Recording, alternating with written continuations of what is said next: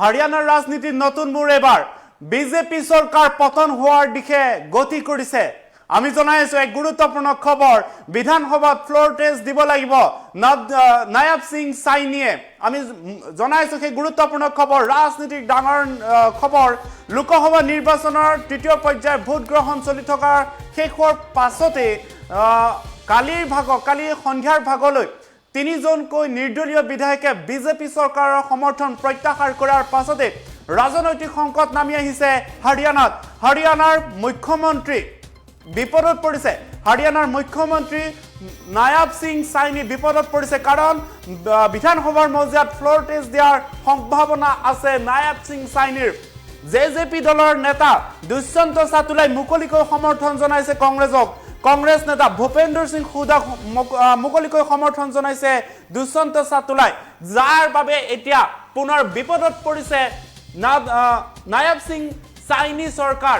হাৰিয়ানাত বিজেপি চৰকাৰ বিপদত পৰিছে, কাৰণ কিছু মাহৰ পূৰ্বে বিজেপিয়ে চৰকাৰ গঠন কৰিছিলে। তাৰ পাছতে নিৰ্দলীয় তিনিজনকৈ বিধায়কে বিজেপিৰ মুকলি সমৰ্থন প্ৰত্যাহাৰ কৰাৰ পাছতে এতিয়া শংকাত ভুগিছে হাৰিয়ানা চৰকাৰ। হাৰিয়ানাত এতিয়া ৰাজনৈতিক সংকট নামি পৰিছে। বিহাৰৰ পাছত এবাৰ হাৰিয়ানাত ৰাজনীতিৰ নতুন মূৰ।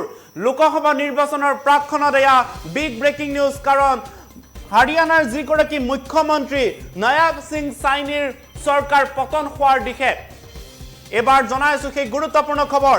হাৰিয়ানাত বিজেপি চৰকাৰ পতন হোৱাৰ দিশে ৰাষ্ট্ৰপতি শাসন জাৰি কৰা হ'ব নেকি, তাক লৈ প্ৰশ্ন উত্থাপিত হৈছে, কাৰণ জেজেপি দলৰ নেতা দুষ্যন্ত চাতুলাই মুকলিকৈ সমৰ্থন জনাইছে কংগ্ৰেছক, যাৰ বাবে এতিয়া চিন্তাৰ বিষয় হৈ পৰিছে নায়াব সিং সাইনি। কংগ্ৰেছ নেতা ভূপেন্দ্ৰ সিং হুদাক কালিৰ দিনটোত সংবাদ মেলত বহুৱাই মুকলিকৈ কংগ্ৰেছক সমৰ্থন কৰা বুলি ইতিমধ্যে উল্লেখ কৰিছে তিনি নিৰ্দলীয় বিধায়কে। আমি জনাইছো সেই গুৰুত্বপূৰ্ণ খবৰ। কিছু সময়ৰ পূৰ্বে আমি জনাইছিলো হাৰিয়ানাৰ ৰাজনীতিৰ যি উত্থান পতন তাক লৈ জনাইছিলো, আৰু এবাৰ জনাইছো বিধানসভাৰ মজিয়াত ফ্লোৰ টেষ্ট দিয়াৰ সম্ভাৱনা আছে নায়াব সিং সাইনিয়ে। জেজেপি দলৰ নেতা দুষ্যন্ত চাতুলাই মুকলিকৈ কংগ্ৰেছক সমৰ্থন জনাইছে। তেওঁৰ এটাই বিদ্ৰোহ, লোকসভা নিৰ্বাচনত তেওঁলোকৰ দলৰ হৈ প্ৰাৰ্থী পোৱাৰ সম্ভাৱনা আছিলে, কিন্তু সেই প্ৰাৰ্থী নিদিয়াৰ বাবে বিজেপিৰ বিৰুদ্ধে ক্ষোভ উজাৰিলে দুষ্যন্ত চাতুলাই, কাৰণ প্ৰাক্তন মুখ্যমন্ত্ৰী হাৰিয়ানাৰ মুখ্যমন্ত্ৰী মনোহৰ লাল খট্টৰক যেতিয়া বিজেপিয়ে প্ৰাৰ্থিত্ব ঘোষণা কৰিলে, লগে লগে যেন বিসম্বাদ আৰম্ভ হ'ল। নিৰ্দলীয় প্ৰাৰ্থীসকলে বিজেপিক সমৰ্থন উঠাই ল'লে, যাৰ বাবে এতিয়া বিপদত পৰিছে নায়াব সিং সাইনি চৰকাৰ। আমি গ্ৰাফিক্সৰ সহায়ত পুনৰ সেয়া জনাবলৈ চেষ্টা কৰিম। জেজেপি দলৰ দুষ্যন্ত চাতুলাই মুকলিকৈ কংগ্ৰেছক সমৰ্থন জনোৱাৰ পাছত এতিয়া বিপদত পৰিছে, আৰু বৰ্তমান সময়ত বিজেপিৰ হাতত আছে মাত্ৰ বিজেপিৰ সমৰ্থনত আছে 43 গৰাকী বিধায়ক। চৰকাৰ গঠন কৰিবলৈ সংখ্যাগৰিষ্ঠতা লাভ কৰিবলৈ প্ৰয়োজন আছিলে 35 গৰাকীকৈ বিধায়কৰ, কিন্তু বৰ্তমান কংগ্ৰেছৰো চৰকাৰ গঠন কৰিব পৰাকৈ সমৰ্থন পোৱা নাই বিধায়কৰ, লগতে বিজেপিৰো সমৰ্থন পোৱা নাই বিধায়কৰ, যাৰ বাবে এতিয়া ওলমা চৰকাৰ হৈ পৰিছে ৰাষ্ট্ৰপতি শাসন প্ৰৱৰ্তনৰ দিশে হাৰিয়ানাত। কাৰণ বিধানসভা নিৰ্বাচনৰ কিছুমাহ হৈ গৈছেহে, তাৰ পাছত লোকসভা নিৰ্বাচন, আৰু লোকসভা নিৰ্বাচনৰ এই ভৰপক সময়ত তৃতীয় পৰ্যায়ৰ কালি ভোট গ্ৰহণ সমাপ্ত হোৱাৰ পাছতে এতিয়া হাৰিয়ানা চৰকাৰৰ এই যি ৰাজনৈতিক নতুন সমীকৰণ তাক লৈ এতিয়া আশংকা ভুগিছে। ইতিমধ্যে হাৰিয়ানাৰ মুখ্যমন্ত্ৰীৰ কালিৰ পাছত আজি প্ৰতিক্ৰিয়া ব্যক্ত কৰিছে তিনি নিৰ্দলীয় বিধায়কে।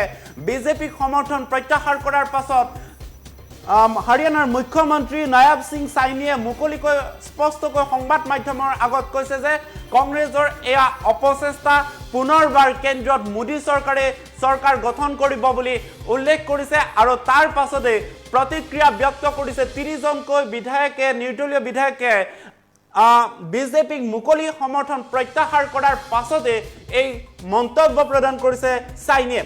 হাৰিয়ানাৰ মুখ্যমন্ত্ৰীগৰাকীৰ এই মন্তব্যক লৈ এতিয়া প্ৰতিক্ৰিয়া ব্যক্ত কৰিছে কংগ্ৰেছৰ ফালৰ পৰা, আৰু এই সন্দৰ্ভত নায়াব সিং সাইনিয়ে কি কৈছিলে এই সন্দৰ্ভত মন্তব্য প্ৰথমতে শুনাই ল'ব বিচাৰিছো।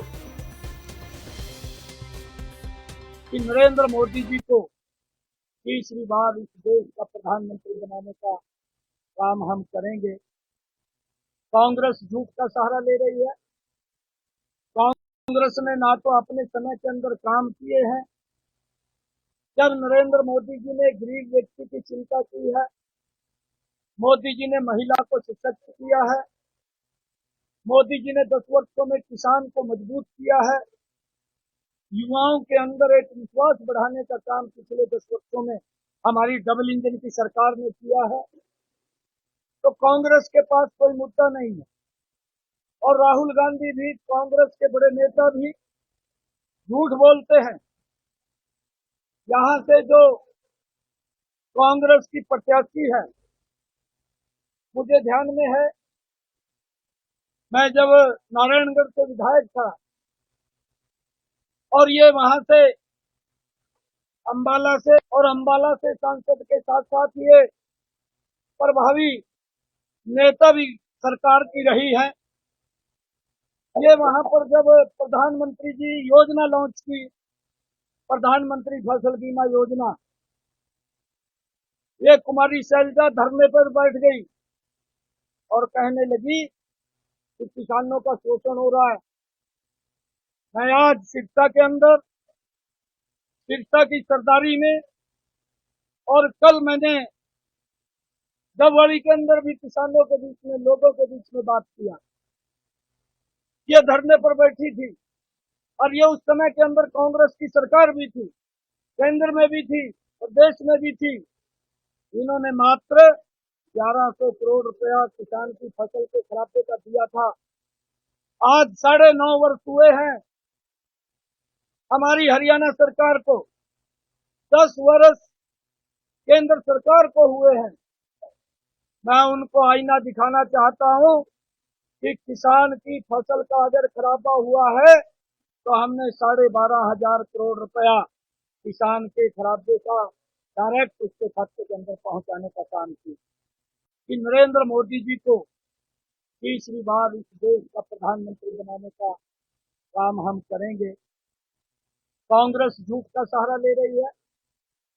कांग्रेस ने ना तो अपने समय के अंदर काम মুখ্যমন্ত্ৰীৰ মন্তব্য শুনিবলৈ পালে হাৰিয়ানাৰ মুখ্যমন্ত্ৰী নায়াব সিং চাইনিয়ে মন্তব্য প্ৰদান কৰিছে, এয়া কংগ্ৰেছৰ অপচেষ্টা, কংগ্ৰেছে টুপ দিছে নিৰ্দলীয় বিধায়কসকলক। আনফালে আজি নিৰ্বাচনী প্ৰচাৰ চলোৱাৰ সময়তে প্ৰাক্তন মুখ্যমন্ত্ৰীগৰাকীয়েও মন্তব্য প্ৰদান কৰিছে। মনোহৰ লাল সিং খট্টৰে সমগ্ৰ বিষয়টোৰ সন্দৰ্ভত কিছু মন্তব্য প্ৰদান কৰিছে, সেই মন্তব্য শুনাই ল'ব বিচাৰিছো। उससे भरपूर मुझे मैं विश्वास करता हूं इस बात का कि हरियाणा की जनता 10 की 10 लोकसभा सीट और करनाल विधानसभा सीट 11 कमल 4 जून को खिला करके मोदी जी को झोले में डालेंगे। मैं अभी इससे पहले स्टेटमेंट दे चुका हूं। पहली बात तो वो शामिल नहीं हो सकते। जिस दिन शामिल होने की बात करेंगे उस दिन उनके सदस्यता चली जाएगी। एक बात मैं इसलिए कह रहा हूं शामिल नहीं हो सकते। दूसरी बात, ये राजनीति का अखाड़ा ये कई दिन चलना है। बहुत से लोग हमारे संपर्क में हैं, वो चाहे जेजेपी के हों चाहे कांग्रेस के हों, वो अपने घर को संभाल के रखें, वरना वो चाहें तो उनके 30 विधायक आए मैदान में, देखेंगे क्या होना है। इसलिए किसी प्रकार का जितने काम इस नीलोखड़ी विधानसभा के मैंने करवाए हैं, मेरे पास पूरी लिस्ट है और उस लिस्ट को उजागर करने के लिए भी तैयार हूं। लेकिन करना इसलिए नहीं है कि उनके कारण से नहीं कराए। हमने तो जहां कांग्रेस के विधायक थे वहां भी विकास के काम कराए हैं। हरियाणा में कम से कम 9.5 साल में कोई भी लोग ये नहीं कह सकते किसी विधानसभा से हमने कोई भेदभाव किया है। हरियाणा में मनोहर लाल ऐसा शख्स मुख्यमंत्री है कि पहली टर्म में जब हमारा पहला सेशन था, मैंने 5 करोड़ रुपया हर एक विधायक के लिए, किसी भी पार्टी का बना हो, उनको दिए। दूसरी टर्म में पहला जो सत्र था उसमें 5 करोड़ रुपए फिर से दिए, केवल इसलिए कि जनता के विधायक बन के आए हैं। पार्टियां कोई भी हो, आखिर जिस पार्टी का चुन के आया है उसकी विशेषता है, जिसका नहीं चुन के आया है उसकी कमी रह गई है। हम अपनी पार्टी में जहां नहीं चुन पाए अगली बार प्रयत्न करेंगे और हम इस बार प्रयत्न करेंगे। ये जो स्थिति हमारी पिछली बार 40 पर ही हम रह गए थे, बाद में 41 हो गए, ये अगली बार स्थिति पैदा न हो, ताकि इस प्रकार की समस्याएं और खेल ये न हो सके।